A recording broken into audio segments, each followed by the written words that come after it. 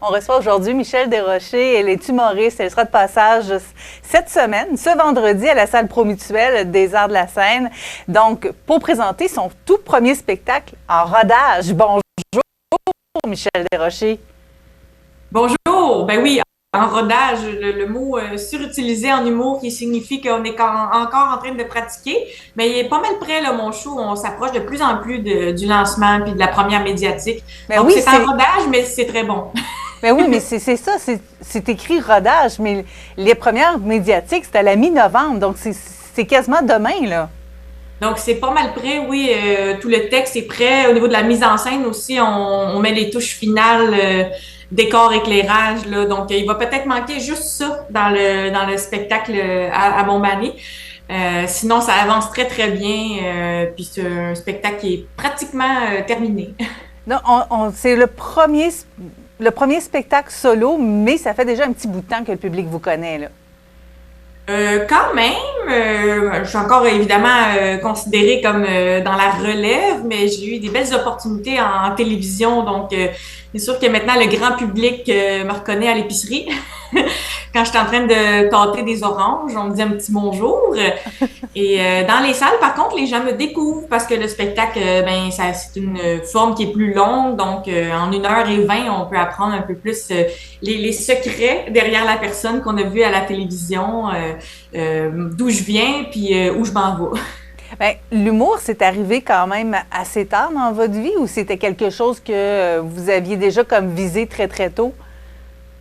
Ben, si on compare avec d'autres collègues, c'est arrivé tôt parce que dès l'adolescence, j'ai fait du stand-up, j'ai fait secondaire en spectacle, j'animais toutes les choses possibles dans mon école secondaire, j'ai été valorisée. Mais le choix de carrière, c'est venu quand j'étais à l'université en littérature. Puis là, je me disais, ah, j'ai hâte d'être prof de littérature, je vais pouvoir faire des jokes.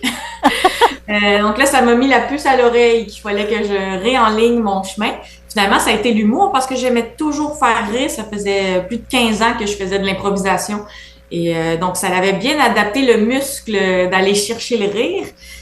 J'ai mis ça avec mon bagage littéraire, puis les messages que j'avais envie de passer.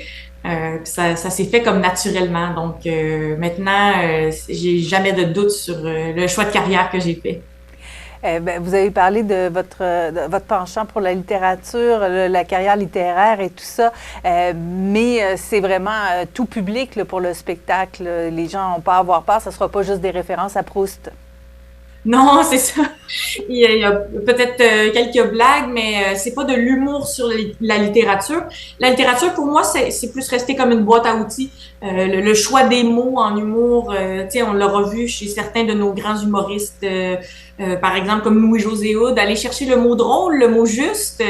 J'aspire à ça, mais évidemment, c'est pas un spectacle sur la littérature. Je les ai coupées ces blagues-là. J'avais des blagues sur Balzac. J'avais des blagues sur Kundera, mais malheureusement, on se rend compte que c'est pas tout le monde qui a le référent. J'ai gardé quelques petits indices comme ça de mon parcours, mais c'est surtout dans la façon de dire les choses, même les moments qui sont croustillants dans le spectacle. On est dans la métaphore, on est dans la subtilité, puis je pense que c'est ça qui fait la force du spectacle. Qui sont vos mentors en humour? Ben, c'est ça qui est drôle, c'est qu'avec mon parcours, j'ai commencé avec des inspirations étranges, là, par exemple du Nelly Arcan ou Lippo.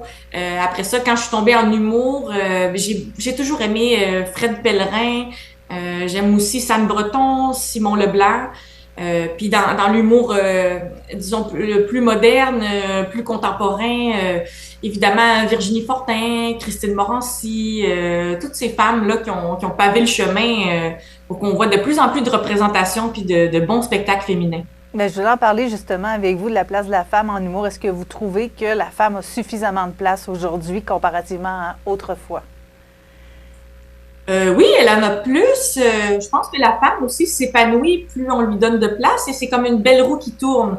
Donc moi, j'ai eu la chance de voir des modèles et ça m'a amené en humour. Puis peut-être je vais pouvoir tendre la main à d'autres humoristes débutantes et c'est comme ça qu'on fait une place au groupe de la société qui a besoin d'en avoir plus. C'est la même chose avec la diversité. On a besoin de voir des modèles pour ensuite savoir que c'est possible.